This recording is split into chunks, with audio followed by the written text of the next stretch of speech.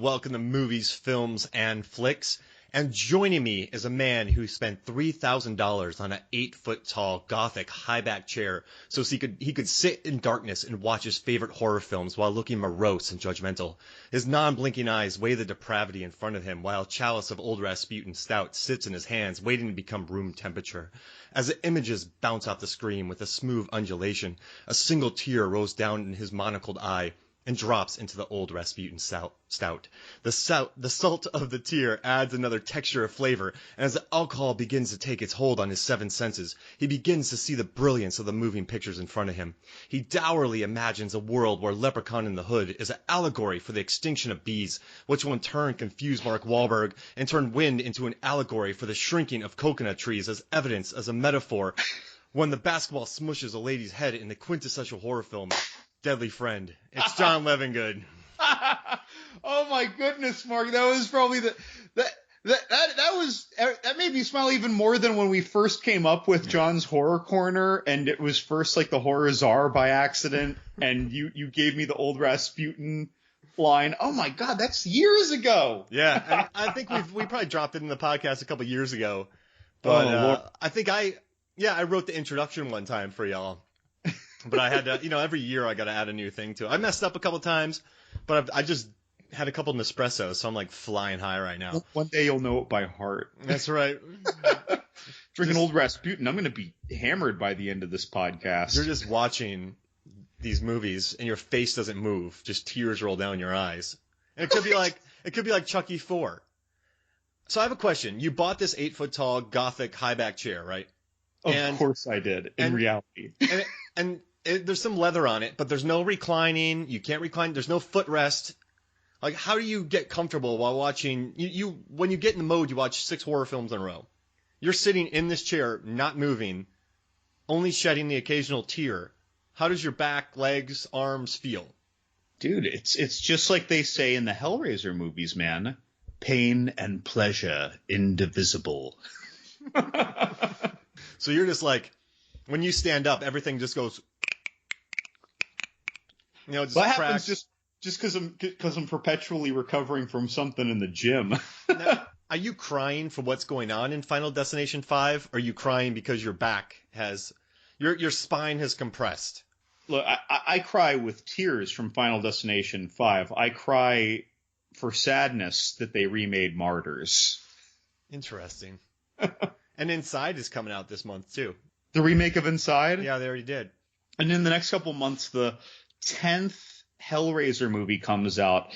I just saw the 9th one, which was sort of maybe a reboot, called Revelations, and that was a soul-crushing defeat. I was thinking of, you just said the 10th Hellraiser, and it reminded me of, like, Jerry Seinfeld. It's like, what's with all the Hellraisers? Like, is he causing hell? Why is he causing so much hell? Like, they don't call it Hellraiser 10, though. They just call it like Hellraiser Revelation. Let me work my bit here. Oh, sorry. What happened the first 9 times? Is he driving around causing havoc, wrecking mailboxes? Is he trying to take over? Has he failed taking over the world 9 times? What's the deal with the Cenobites? What is the deal with all that leather? Leather lampshades? Hey, when a Cenobite goes into the bathroom and their shoelaces touch the bathroom floor in a public bathroom, do they switch their shoelaces out? Pain and pleasure indivisible. I guess they happily live with it. Really? I don't know, man.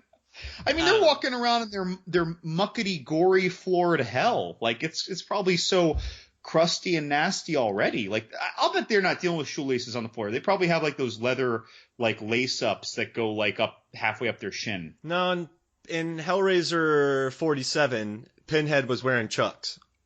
I thought that was the one where he was wearing flip-flops. No, oh gosh. Burks with socks.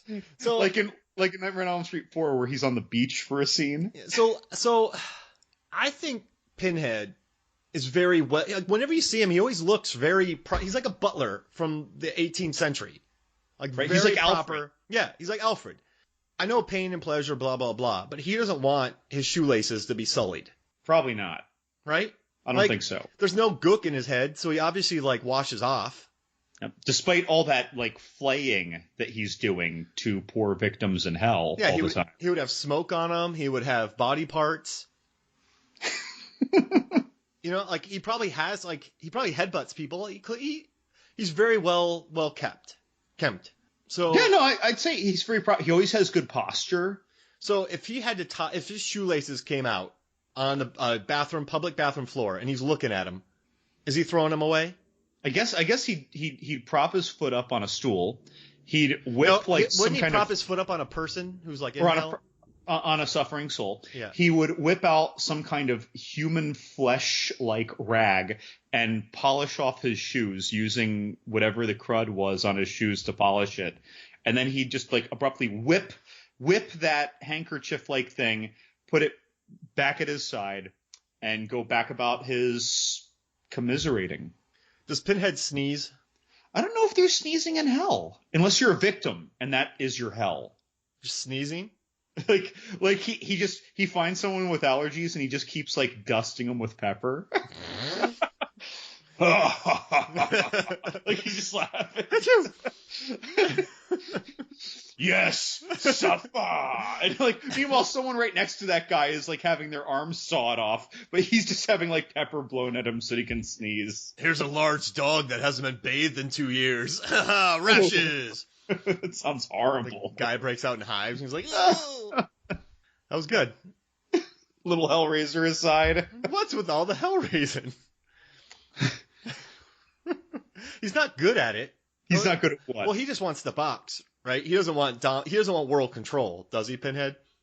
Only in one of the movies. In part 3, Hell on Earth, he kind of found a way to be on Earth freely. And then the whole movie, it was almost like the Ghostbusters thing where they have to wrangle him back into the box. Have you seen Dracula Dead and Loving It, where Dracula has a dream where he can walk during the daytime and he starts eating fried chicken? Did Pinhead eat fried chicken? I mean, he could have done a lot of things. He was like downtown in the city.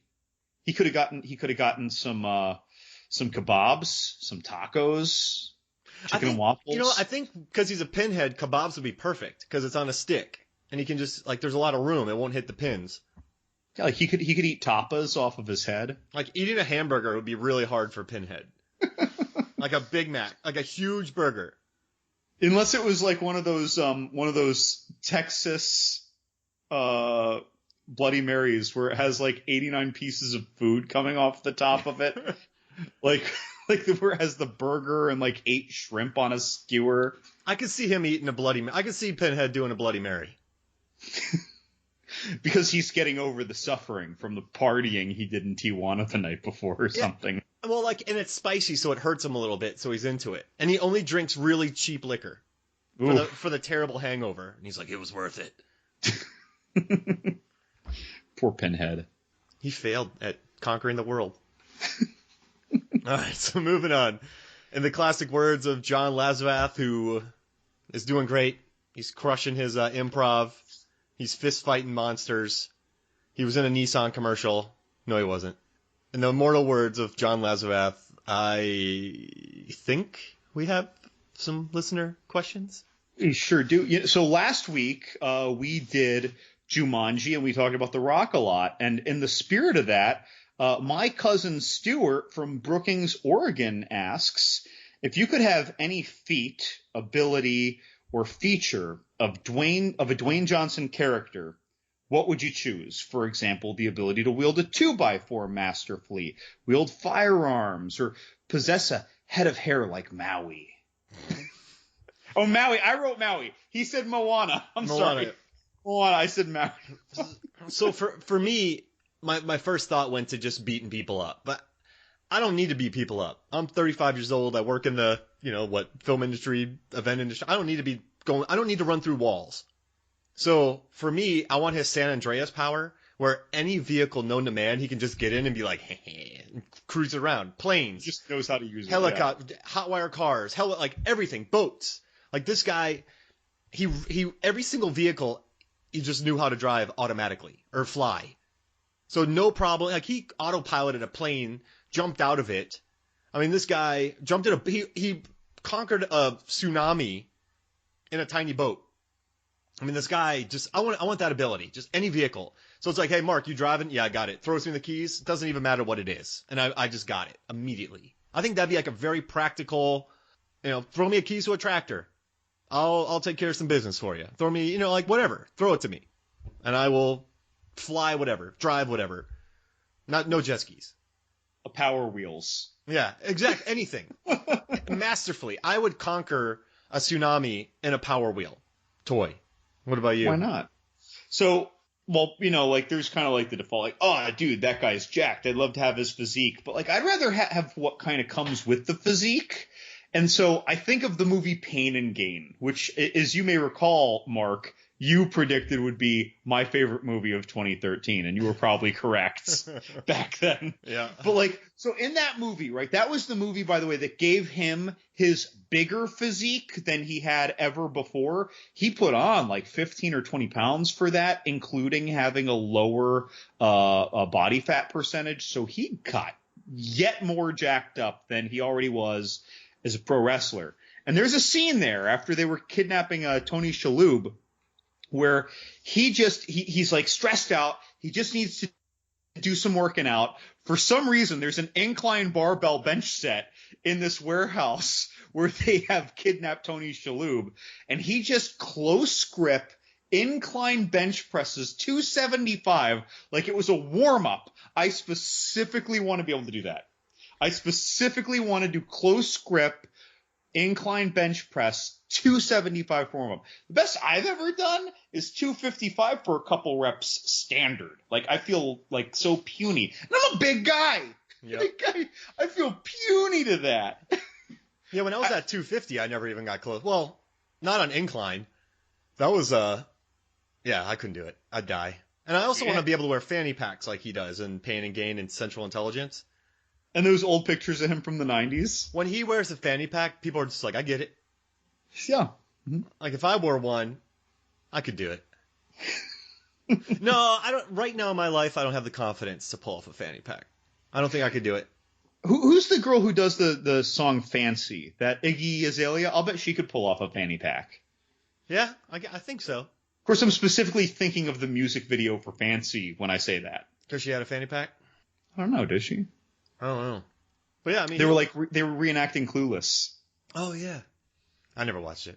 Central Intelligence, that fanny pack, sweet, dude, crushed it. The Rock is good with fanny packs. Like he can own a fanny, but he's also so big. I feel like when you have if you had someone like Rick Moranis' size wearing a fanny pack, the fanny pack looks huge on him. Whereas when The Rock wears the same full fanny pack, it looks tiny on him.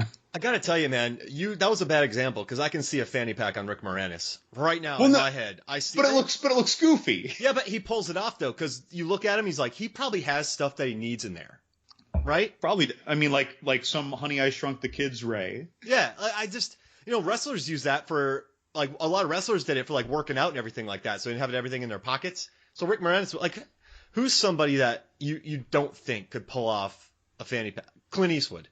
Boy, could you imagine, like, he's like with his wife, looking like with his angry squinted eyes, like his get off my lawn eyes, and he's in, like, I don't know, Fort Lauderdale with his wife in Florida for vacation, and he's just wearing you'd think that his, like, angry face is because he's wearing the fanny pack. Yeah. He's angry at wearing the fanny pack. I don't think Reese Witherspoon could do it either. No, but she could fit in the fanny pack because she's such a tiny human. And Brendan Gleeson couldn't do it either. I love Brendan Gleeson, but I don't think he could rock a fanny pack. If he had that grumpy look that he's had in a lot of movies, like in The Guard, like I feel like then he'd be grumpy because he's wearing that fanny pack. Yeah, you're right. Just with his arms crossed with that sulk. Man, that'd just be scary to me. I'm looking at it right now, and it's frightening me. In his copper uniform. Copper. Well, I guess the answer to that question is a grumpy Brendan Gleeson in a fanny pack. I like that. Oh, Lord. But we aren't here to talk about that today. No, we are not. We are here to talk about my spirit animal. Oh, your spirit animal. Is that Brendan Fraser swinging from a vine? Wait. I mean, I love that movie. But no, it is my homegirl, Elise Rayner, in Insidious, The Last Key. And also of Insidious, Insidious 2, and Insidious 3? I think, oh, Insidious Chapter 3. Oh, Insidious Chapter 2. So it's Insidious, Insidious Chapter 2, Insidious Chapter 3. 1, 2, 3, 4, Insidious. She's in all of them. All 4 Insidious. Now, all 4 Insidiouses. Insidiouses. Now, I watched Insidious today, and I was the only one in the theater. You watched the new one. The new one. Okay. Insidious, The Last Key. Is it The Last Key? Yeah, Yep, last that's key. Confusing. You got no Chapter 4. I don't know why. Yeah, like the Chapter Key. So I'm the only one in the theater, and there's just noises popping off everywhere in the theater. Just things crack, like seats bending, all this kind of stuff. I'm jumping all over the place. I have a bad neck. Like I jumped one time and I hit my knee on the cup holder. I was a wreck in this theater by myself. These movies, they know how to make me jump. But before we get into, what would you say is the baseline plot of this movie? All right, so Elise, the incredibly nice ghost hunter from the other films who does it out of the nicest of her heart. We open up with her. She is kind of dealing with her powers. She has a horrible dad. We kind of see her seeing ghosts. Her dad's like, if you say you see, like, oh, man, I can't explain this well. All right, Mark, think. So the dad looks at her and he goes, do you see ghosts? Yes or no? He's like, if you say yes, I'm going to throw you in the basement. If you say no, I'll leave you alone. And she doesn't want to lie, so she says yes. So she throws him. He throws her into the basement. She finds a door. Somebody talks to her. Of course, she opens it up with a key. She lets something really evil in. That evil kills her mom, and then she's stuck living with her dad and brother. Eventually, she takes off on her own, and she does her thing, fighting evil, all this, that, and the other. Then she teams up with Speck and Tucker. They get a call one day, and it turns out this guy's calling them because, man, I'm really doing a terrible job explaining this. And then so Kirk Acevedo with the terrible trucker hat is like, hey, come to my house. And she's like, what's your address? And it's her address from where she grew up. So her, Tucker, and Specs go back to where it all began. It's the last chapter, final key, the final countdown, the last hoopla, the final fanny pack. And she just has to come to grips with the evil that infected her early life. So I rallied from that, didn't I? You came back, like you started like middle, you kind of got a hiccup, and then you came back strong. Man, I feel good. I stuck with it. I rallied. I'm happy. But yeah, so it's basically her going back to her home. Well, that's a lot better. Her going back to her home to fight the evil that has plagued her whole life. Oh, crap. Right. So, and it was the evil that she mentioned in the first movie. Yeah. That I don't do this since, I let this evil out once when I was a child, and now she's going back to wrap it up. What's kind of funny about this is, like, you have Star Wars, the original trilogy is episodes 4 through 6. Then we did episodes 1 through 3, and then we did episodes 7, 8, we're waiting on 9, right? So you look at the order in which they were released. Now, with horror, a lot of people will just aimlessly go see just what's out because they want to go see a jumpy movie. Right? Just because that's fun. Well, a lot of people went to see Insidious 4 having never seen an Insidious movie, including 2 people who went with me to see the movie. And what's funny is that the order of these movies, if you were to put them in storyline chronology, is parts 3, 4, 1, 2. Yep. You got the crunchy leg walking, the final key, Patrick Wilson in a cardigan, and then Patrick Wilson in a cardigan. And then Patrick Wilson possessed in a cardigan. Yeah, there we go. and I'll say, so I'm just going to say up front, I'm not a fan of these movies, but I'm a huge fan of what they do. So this puts me in an interesting place. I do not like these movies, but I still feel the need to rewatch them. And I want to rewatch them in order. So who would say that, right? I mean, Mark, can you just, like, so you love these movies, and I love what these movies do. But I don't like these movies, but I sort of like these movies. What's your reaction to that? Because we even podcast way back, we did Insidious Rex in our first 20 episodes on Insidious 3, and of course the new Jurassic World movie at the time. But even then, it seems every Insidious movie I'm super excited to go see. No matter how I feel about the others, I keep being excited to see the next movie. And yet I keep being, in my opinion, disappointed by my movie experience, but I still always want to see the next one, and I still want to rewatch the other ones. What does that mean to you? That's interesting, isn't it? Yeah, I mean, all right, so the original started off on a $1.5 million budget, and I think it has some of the best jump scares this side of, I don't know, this decade. And I mean, I'll agree with that. It borrowed heavily, but I think it still established a very, like, I think the core of this is off the top of my head, but I think there's three core elements of this series. I think it's good people battling something much larger than themselves. I think it's jump scares, and I think it's just balls to the wall villains. And then 4 is a kind of nice dose of humor, and 5 is cardigans. You're right, the cardigans. But for me, with this film, all right, so second was one of the most stressful experiences I've ever had in a theater. It just wore me out.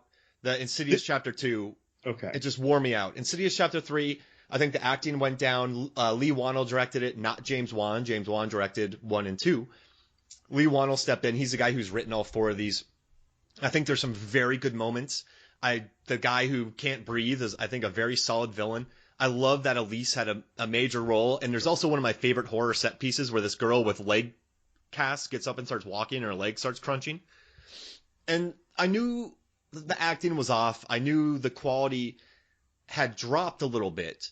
So when I went into this 4th one, all I really wanted was to see Elise be nice, have a major role, a 7-year-old woman being a badass poltergeist fighter who straight up says, they can't deal with this evil. I need to deal with this evil. And that's all I wanted. There are some moments in this film where I cringed. I was like, what is going on here?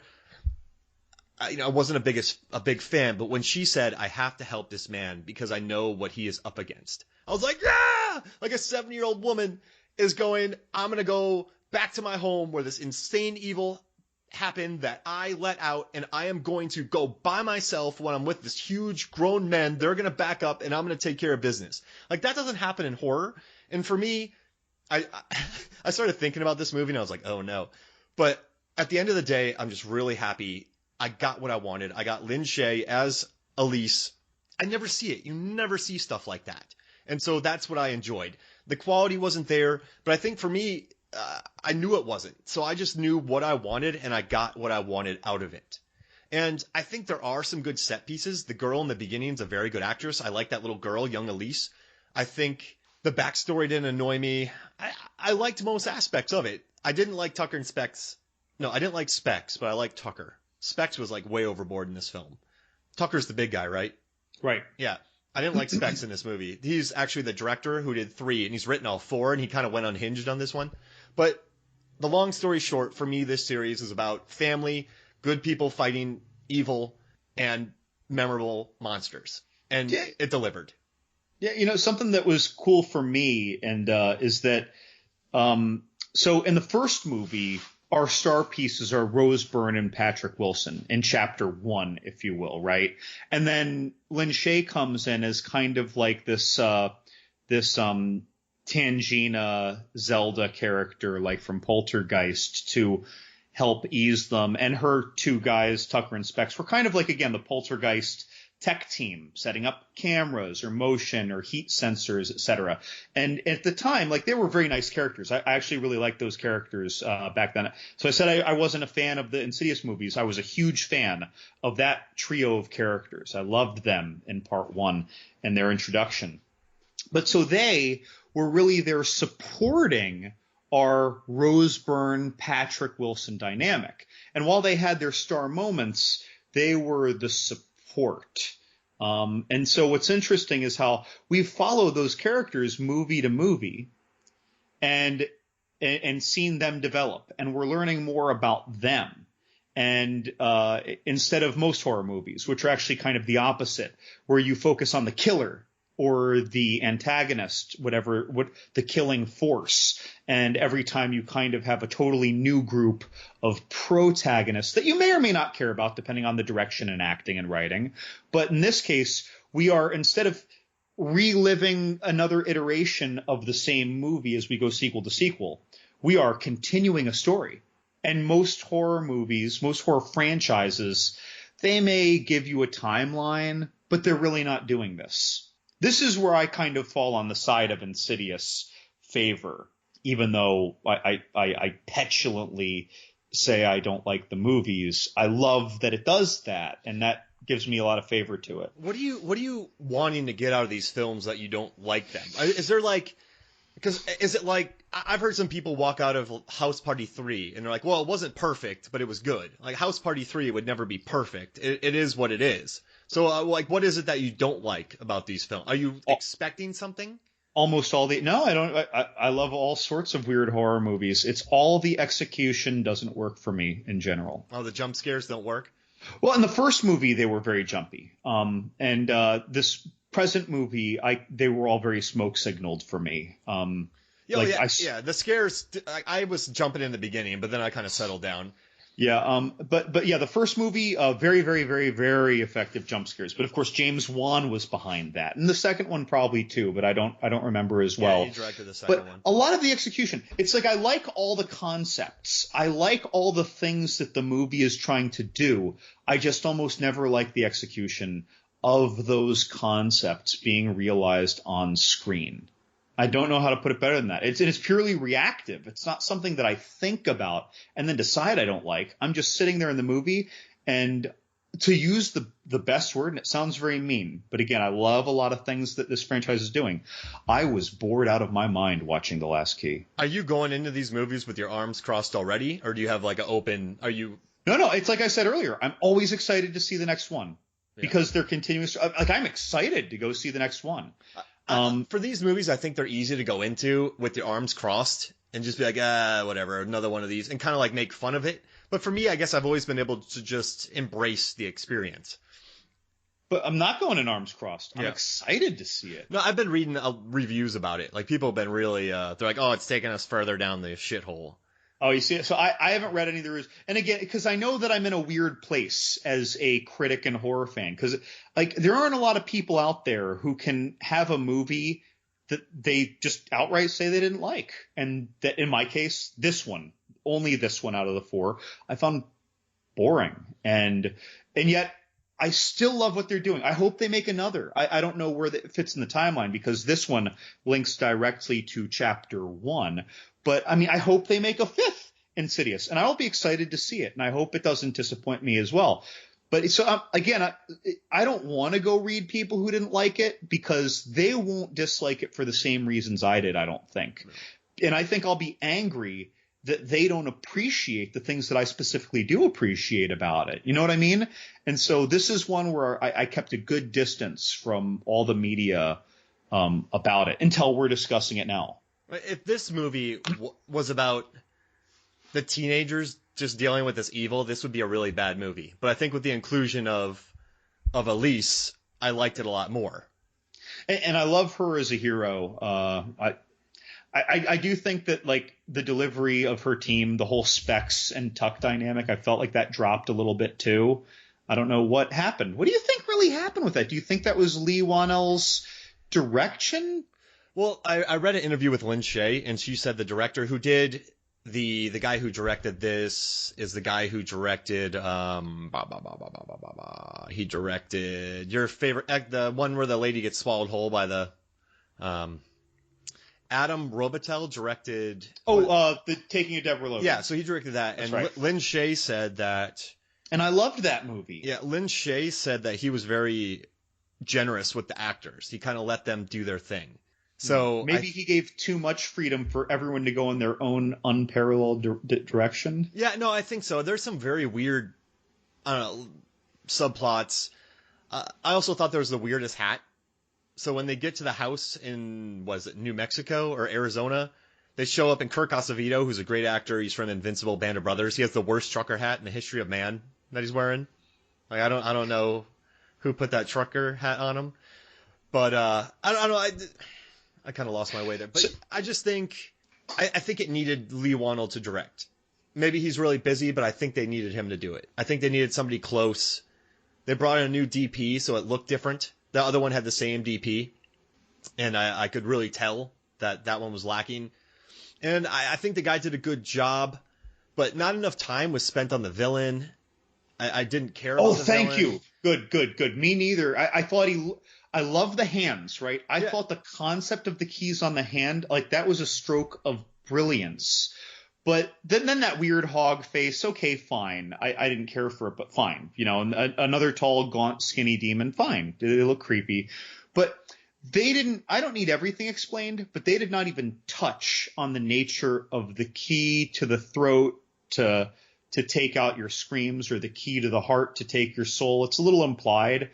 They didn't touch on the manipulation other than the fact that it was just there. And what I've loved about the villains, Red Lipstick Demon in the first one, I think super creepy. Super creepy. And the second one, you have the crazy school, the woman that's just nuts. And it was the bride in black. The bride in black, and the little boy was forced to be a girl, and you spent a lot of time on his backstory. The third one was the man who couldn't breathe.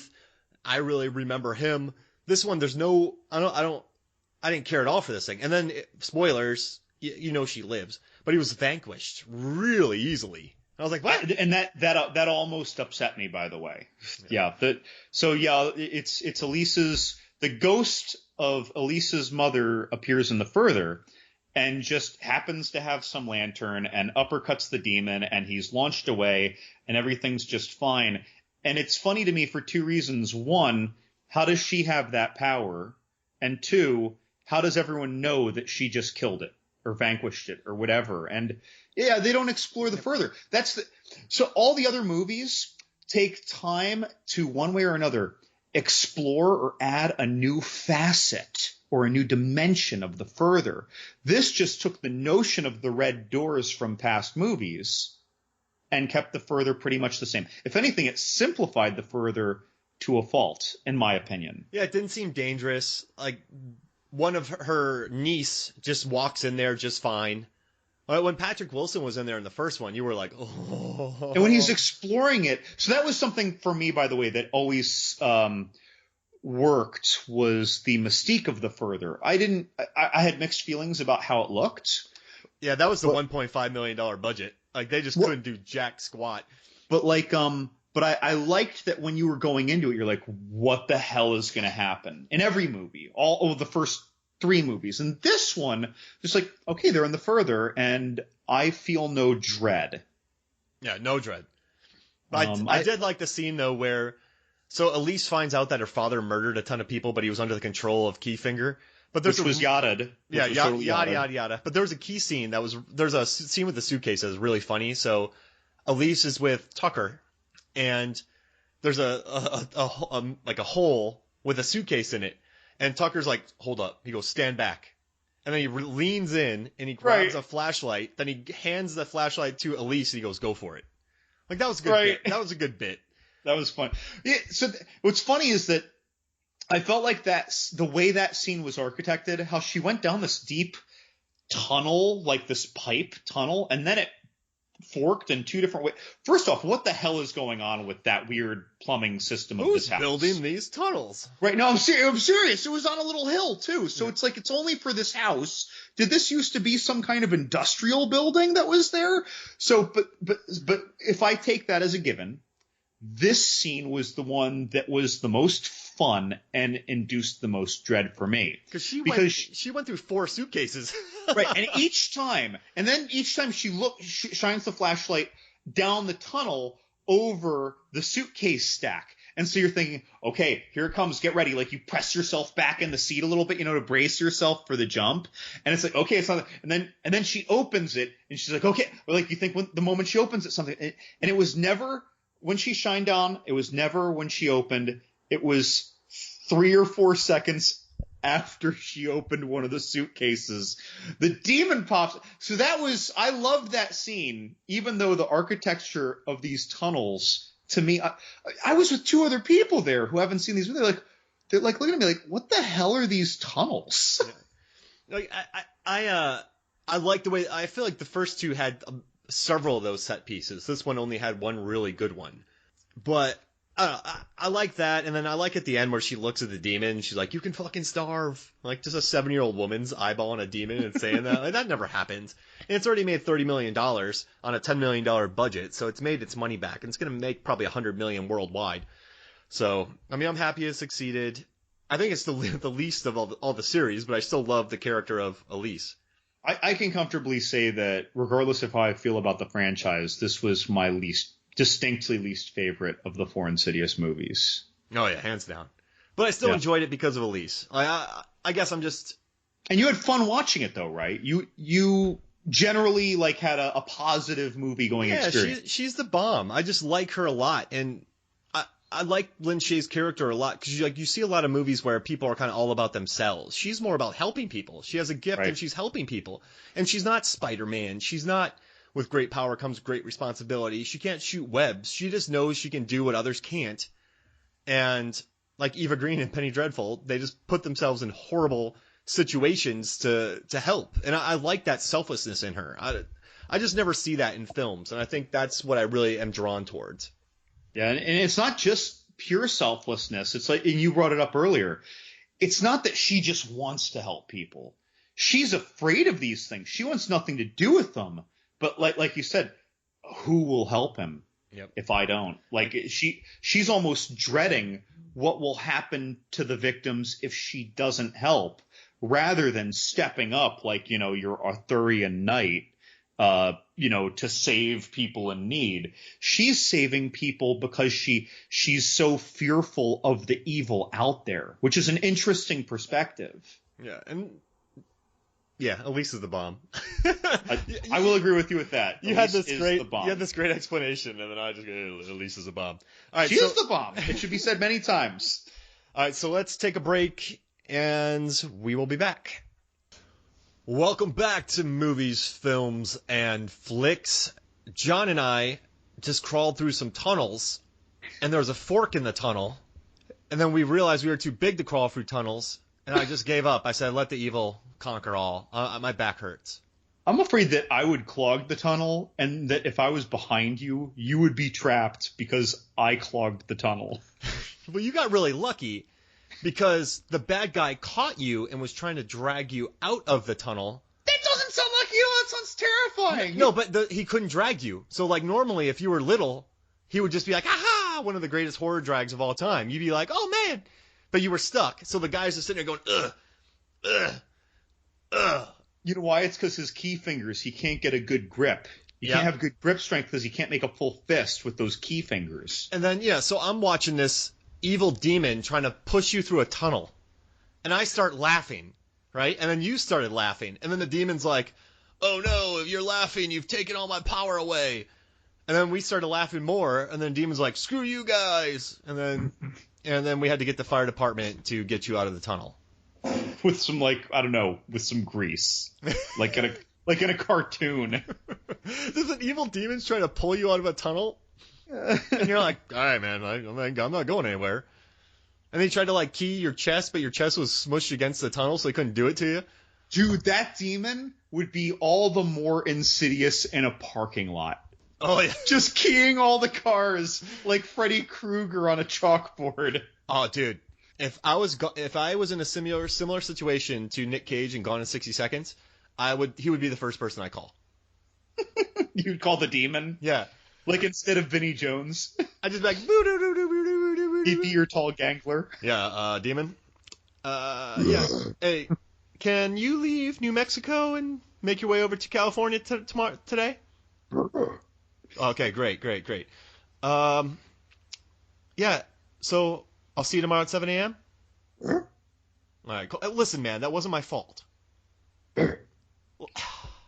Listen, when I've had tequila and you've been drinking rum, bad things happen. All right, man. I appreciate that apology. It's been a long time coming. And yes, I have your copy of Yes Man on DVD. I'll get it back to you. All right, see you tomorrow. Bye.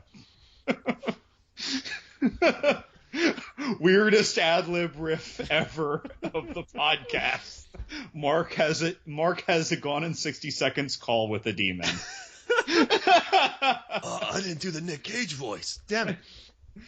Was that your Nick Cage voice? I think the only thing I could come close to doing his voice is like a woo, woo, when he does this crazy woo, what was that? That was more from Face Off, wasn't it? Yeah. Or if you're in Next, he's just like, I'm bored. This is terrible. Poor Nick Cage. All right, so he's gonna help him out. Gone in 60 Seconds. He's pretty tall though. Like, if you can't have him stealing Miatas. No, I mean he'd be all like he'd be all hunched over like a basketball player in a Volkswagen Bug. Yeah, you'd have to get like the big cars. Or he has his head sticking out of the sunroof. You're like next to him and you see the guy's head out of the thing and you're like, man. And like his blinker isn't working. Someone's like, use your signal. And he's like, I was using my hands. And he's like waving his gangly, like his key fingers. Like, the guy jumps out of his car. Hey, buddy. He steps out. Whoa. It's like an awkward, evil stork. All right. Gone in 60 seconds, too. Gone in 60 more seconds. Gone into the further for, I don't know. Moped. So we actually had a lot of listener questions this week, by the way. Yeah, I think it worked out well. We asked for questions, and they really came in.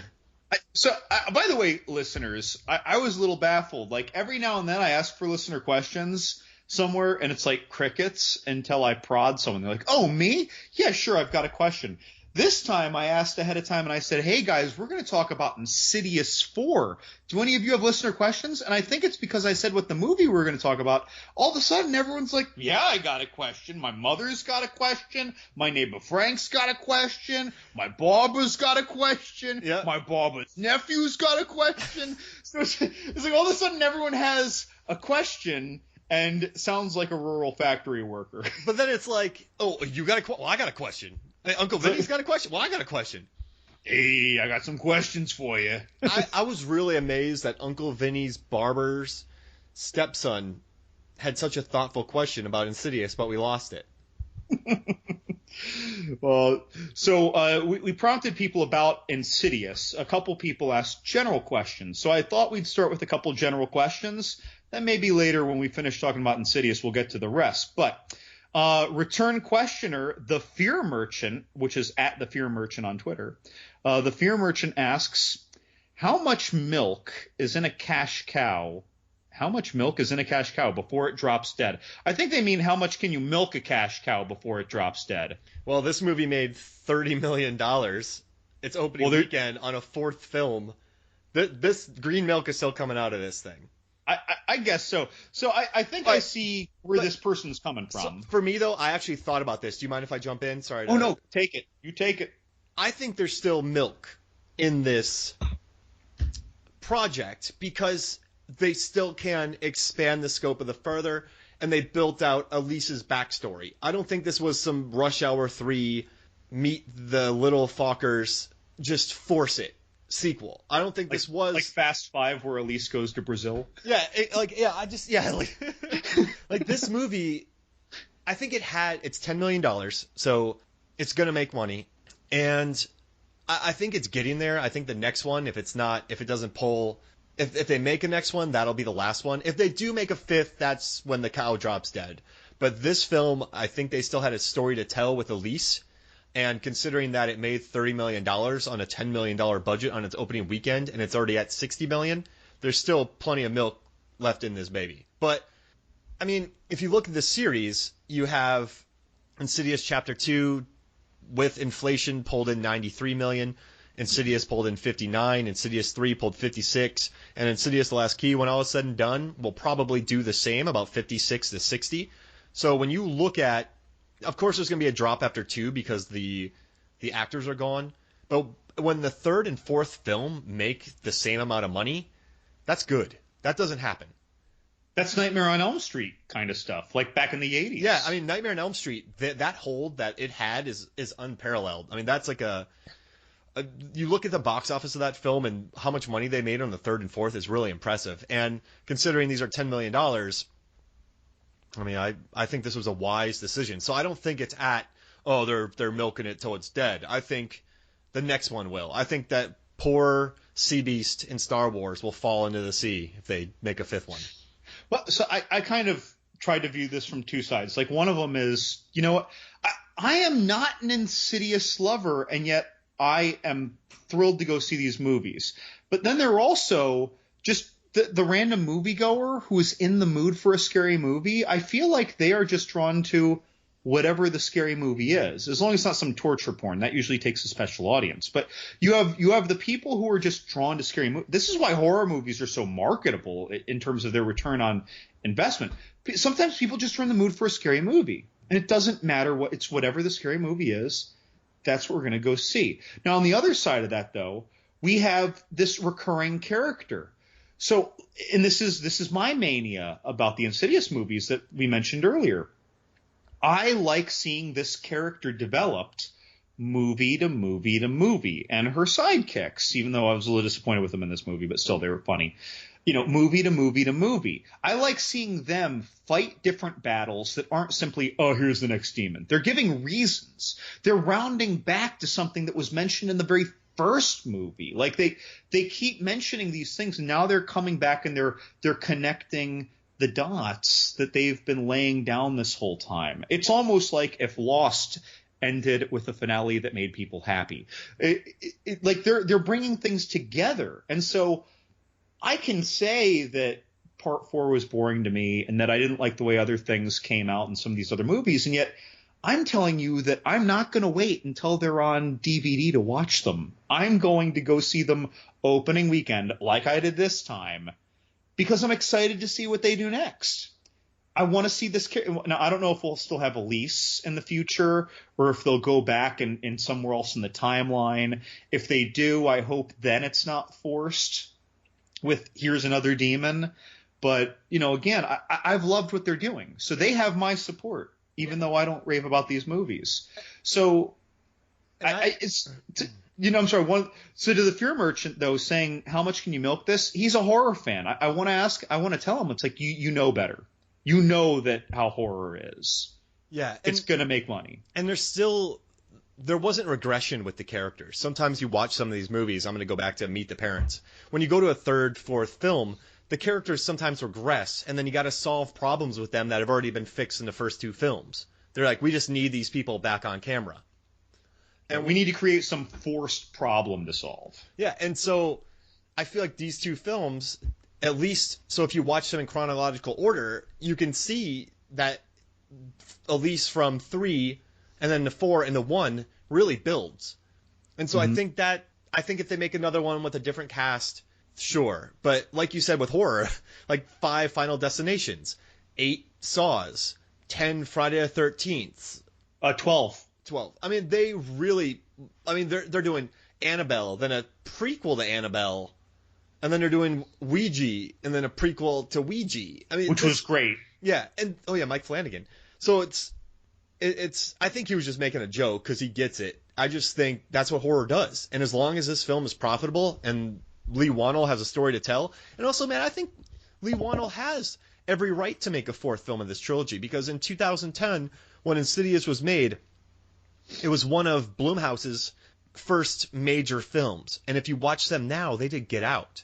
They did Drumline, Happy Death Day. I mean, these guys are really rolling right now. And in 2010, for James Wan, an accomplished director, to take $1.5 million and put Patrick Wilson, Barbara Hershey, a really great character actor, Steve Coulter, Rose Byrne, good actors, in a film and make it work the way he did, opened the door for a lot of other horror films. Like Ethan Hawke went into The Purge, then he went to Sinister. I think actors started learning, hey, these horror films can be good and cheap, and they're kind of freeing, and we can knock them out. Like the way that Blumhouse works is they shoot fast. So it's not like much time is off their schedule. Insidious 4 took 5 weeks to film. That's not much. Yeah, these are quick. That's 25 days. So, they don't take up much time. These actors can make a good paycheck. They sign some on the back end, so they don't take much up front. But if you think about it, if you're like, hey, I'll take my base pay, right, for this horror film. I'll take the base pay for Get Out on a $5 million budget, and I'll take what comes after. That movie's easily going to make, let's say, even if it didn't do well, it's going to pull in $60 million. So you're going to get paid. You're going to get your money back. So these actors now are seeing that it's a short commitment. They can get in, get out, and make some good money if the product is quality. I just went on a long rant. But I think Insidious, it didn't directly do it. I think Paranormal Activity opened up some doors. But if you look at the horror films from 2010 and then building up, and we've been talking about horror films for a long time, you'll see the progression of kind of, because remember, like the 2000s had some good actors, but they were mostly kind of bigger budget. You also had the parent, like, but I don't know. I think it really opened up the door for various horror films, and it made Blumhouse very successful, which has made some great horror films over the last 7 years, 8 years. Yeah. I'm a little curious because of when I asked for these questions. I wonder if the Fear Merchant had in fact seen Insidious 4 when that question was posited. I'm tempted to invite the Fear Merchant to write in for mailbag for next episode with their actual feelings about the movie. Yeah, I know. And you know, even if they don't like it, you still have to see the financial viability of this franchise. Oh, look, again, like I keep saying, like I support these movies, but I don't particularly like them. It's such a weird place to. I like them, but I don't like them. But like if I was invited somehow to invest to be a producer in the next Insidious movie, every dollar I can put together, I know it's a winning investment. Yeah, it just is. Let's say that they're like, okay, this one didn't do as well, so we're gonna give it a $7 million budget, right? Let's say it tanks, not tanks, but let's say it maxes out at $30 million domestic, and the third one made $60 million overseas. Let's say that one gets 40. So you have $70 million right there on an $8 million budget. Put half of that into marketing, $12 million. Then you have, distribution, theater costs. That probably jumps up to 20, 25. The rest of that is profit being shared.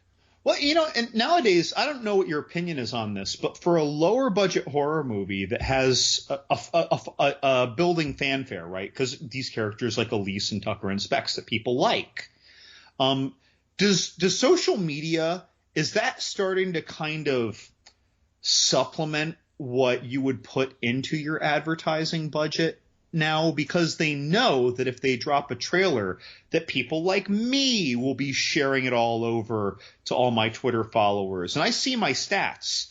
My Twitter reaches over 500,000 people daily and usually 4 million people a week.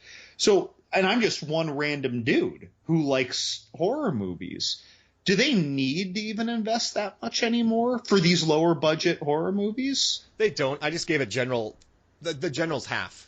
So Wait, I don't think they do. Because I didn't see much marketing for this because I was going to see this regardless. I think there is an Insidious group, and also and me too. When you have, aside from Marvel, because they're $300 million movies, you don't really need that. You have your core audience.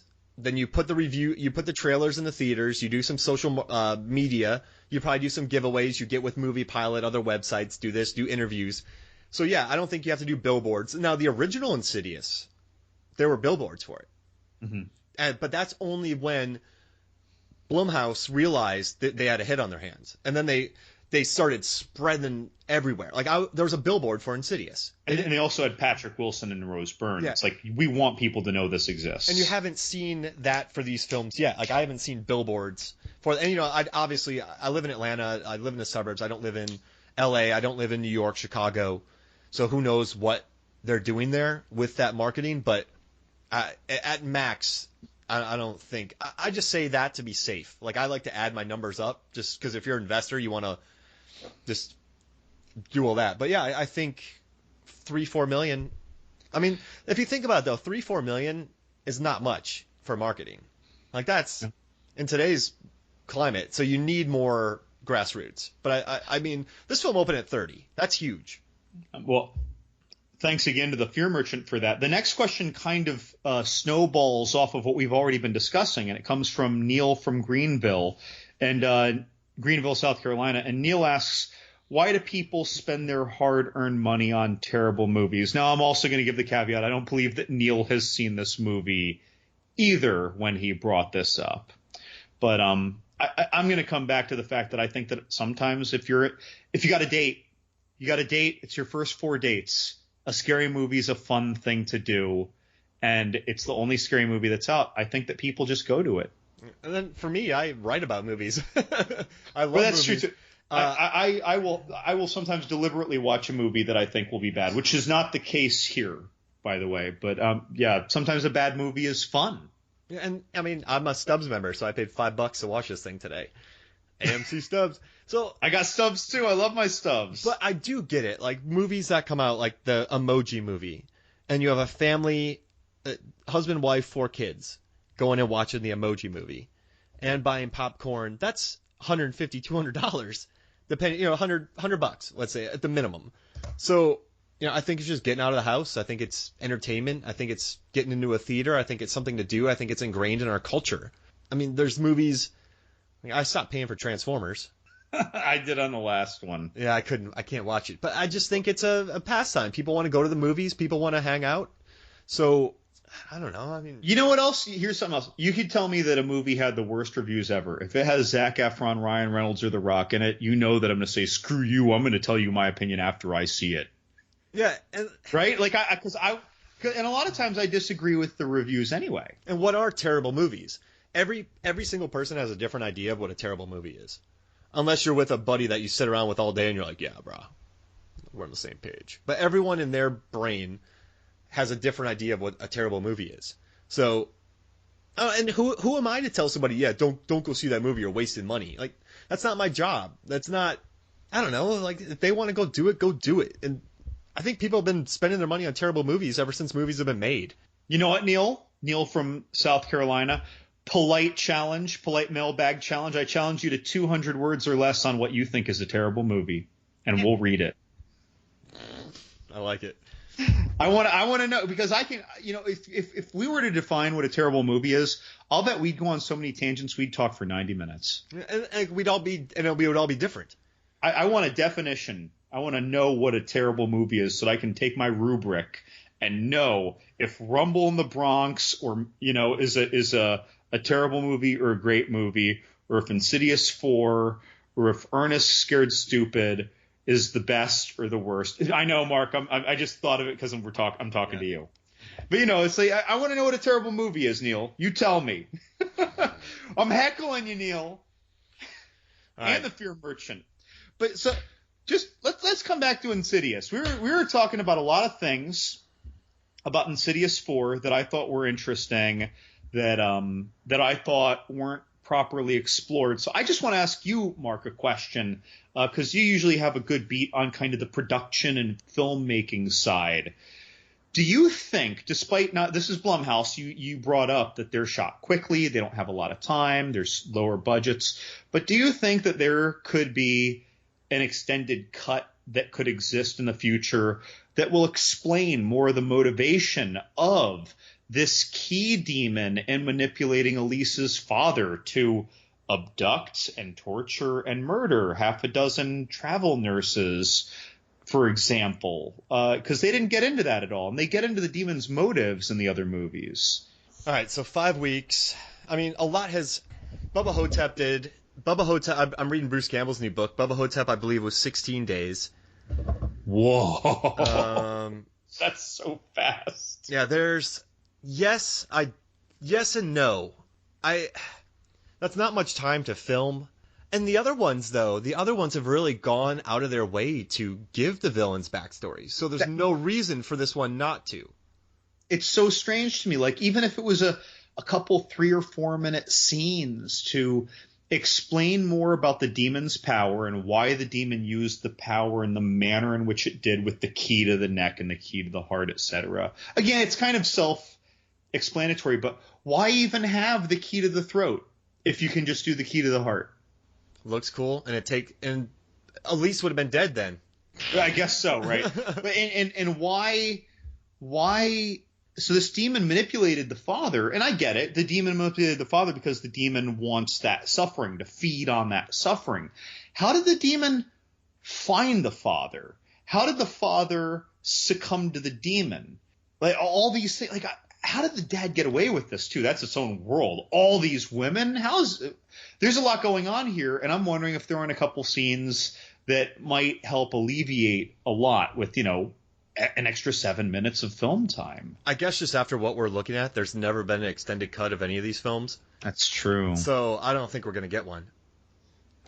So, and I'm not a big fan of these movies, even though I am a fan of these movies. Again, I keep yo-yoing.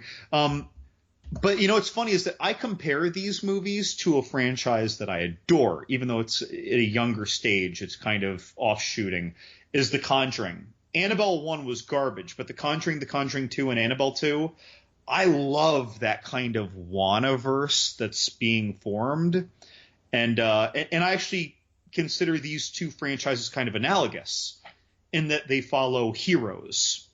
Well, Conjuring 1 and 2 anyway, and I think they're doing a Conjuring 3 about Amityville, I think is what it's going to be about, the Amityville horror kind of thing. But either way, we're following heroes instead of following antagonists. We're seeing the same people develop over time and their history and how their relationships change, and they reflect on their how they were scarred by their last endeavor and why they shouldn't do another, but they have to for this. We see that, right? We feel for that instead of Jason's going to kill these new 8 or 12 people who are probably going to get high out of their minds and, I'm going to see her boobs. Yeah. Not that I don't like those movies. They're fun. They fill one of many desires that I have in movies, but it's not a higher filmmaking desire. This is a fun way to pass the time. Whereas The Conjuring is, boy, that was an experience. I'm starting to talk about The Conjuring too much right now. Well, I mean, you have an entire scene where Patrick Wilson's singing Elvis. Like, it's just good people doing good things. Interesting character moment. Yeah. Much larger budgets. I think there were a decent amount of villains in Conjuring 2. Like, wasn't it the real tall, skinny guy? So we had the nun. We had 2 demons, right? Or we had like a poltergeist and a demon. I don't remember the exact classification. Yeah.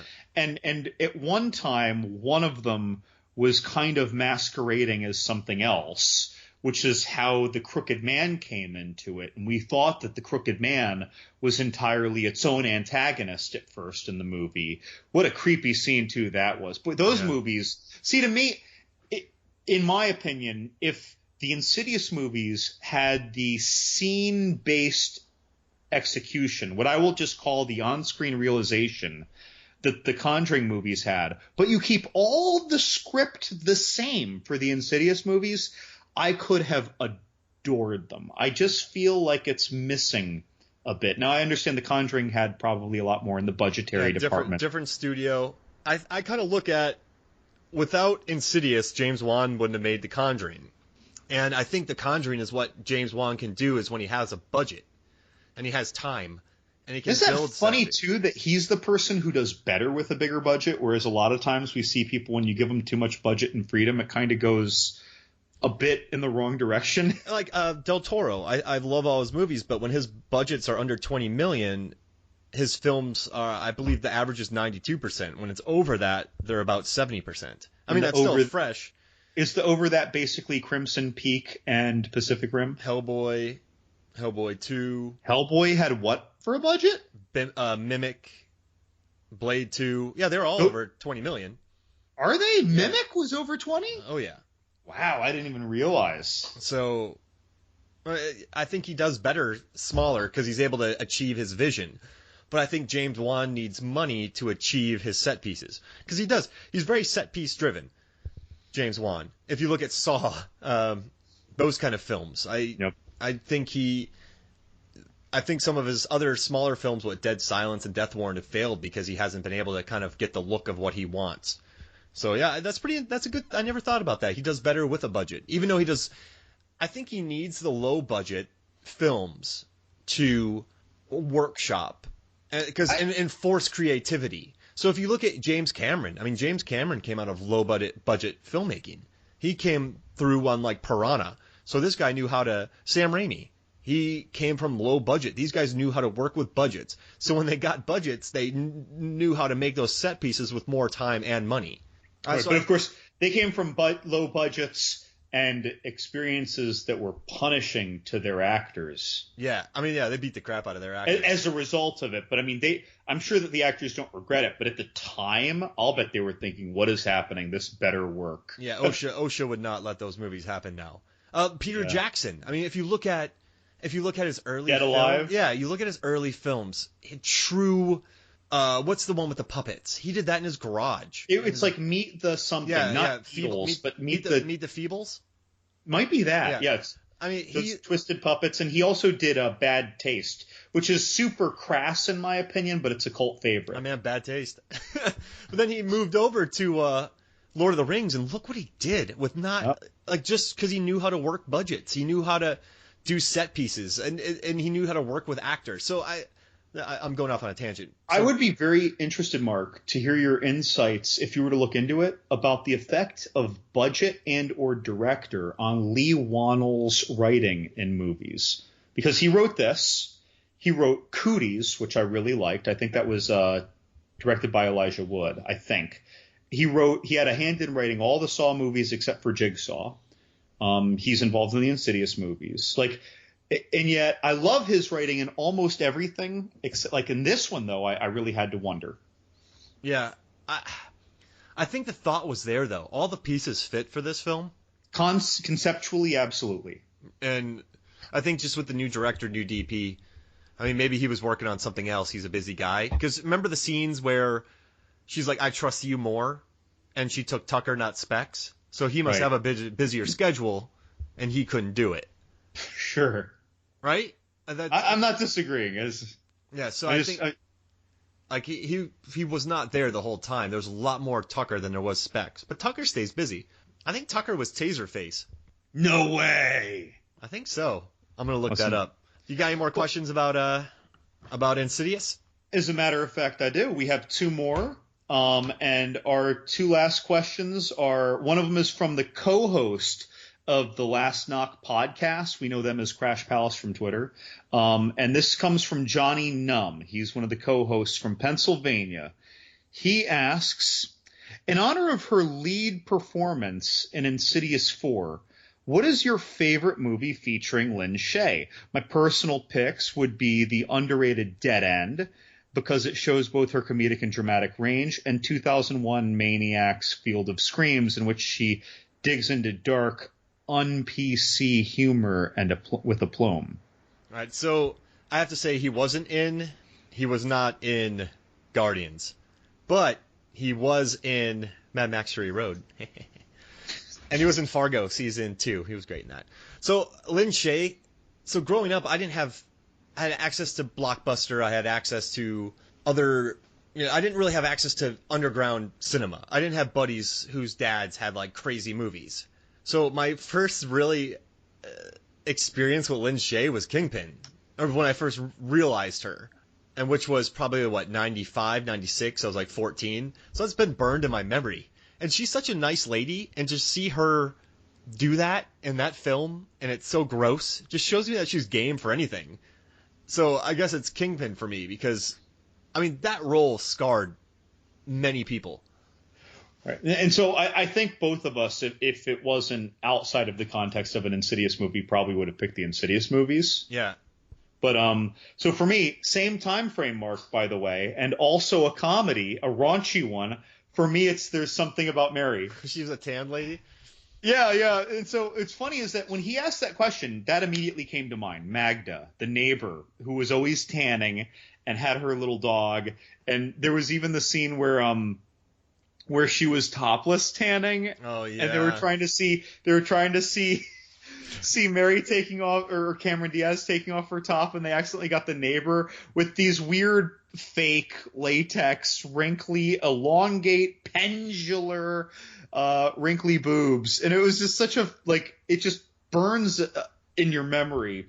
And then I thought, you know what? I need to stop and look at IMDb. So I look at IMDb. Dude, she has done so much, and I feel bad that I can't drop a Maniac's Answer or something like that. It's funny because part of me wanted to say A Nightmare on Elm Street, but that's because I have the knowledge that she's in that, and I have the knowledge of her connection to her husband and the history of New Line Cinema. But when I really think about her role in the movie, that's not what stands out. I mean, she was cool, and it was a cool scene here and there, but no, that's not what stands out. To me, what stands out the most outside of the Insidious movies is Magda's pendular boobs, and Magda coming over and comforting Mary in her apartment when she thought Ben Stiller screwed up, like that, and her always drinking a big cocktail in the middle of the day on her little balcony where she tanned, that really stood out to me. She owned this whacktastic role that I feel like a lot of actors would turn down no matter what their level of fame, unless that was their thing. Yeah, she says yes to pretty much everything. Well, maybe that's why. It's just like kind of like Samuel L. Jackson. Yeah, exactly. Sure. But I mean that would be mine. And we have one other question. This is from your cousin, Yep, cousin Jeremy. Jeremy, yeah. Jeremy asks, so I've never seen any of these Insidious flicks. Should I watch them? What makes them unique, interesting, or worth making time for? So I guess absolutely start with Insidious 2010. It $1.5 million stretched unbelievably. The red-faced demon gives you some of the best jump scares you could possibly imagine. Oh, I agree there. The film nailed it. The film has a lot of heart. They get haunted and they move out of their house and they go to another place. They do exactly what you should do. Yeah, and so it's a very good horror film that showed a lot of ingenuity, and it was PG-13. It got scares on PG-13 without blood, gore, guts, and it has made some very good lasting images in the horror world, and Rose Byrne and Patrick Wilson are both very good. So yeah, I mean, I would absolutely watch them. I would start with Insidious. Even as someone who, again, I yo-yo, but I keep saying, like, I'm not a fan of these movies on a movie experience basis, I guess. But even I think that we spent the whole podcast answering this question about why you should see it. But then again, Jeremy, I hope you didn't listen to this podcast because I'd rather you see the movie and we tell you should see the movie and then you listen. And I agree also, yeah, even though there's a distinct order to these, you could come in virginally and watch the Star Wars movies in episodic order if you were coming in having never seen any of them. But if you were coming into the Insidious movies, I'd say, yeah, don't do 3, 4, 1, 2. Watch them in release order instead, because that's also the order in which we build on the further. Yeah. And because nothing is explained about the further in this one, which is a downside, and we build on these characters. We learn about their relationships in part 1. In this one, we just already know. Yeah. So they don't have to explain it again in this one. So you definitely want to watch these in movie release order, and only after you've seen them, as we have now, should one go in and I think watch them in order. And again, for someone who isn't a big fan of these movies, I'm actually going to make the suggestion, Mark, that maybe in a year we do an Insidious podcast where we watch the movies in storyline order and then podcast about the whole series and reflect on all the things that it has borrowed or been influenced by, and all the things that have been influenced by it and borrowed from it. Any chance I can watch Elise and Patrick Wilson in a cardigan? I'm in. Yep. And hey, I got one last question. I got another one from Chris Kelly. That son of a bitch. He'll get that.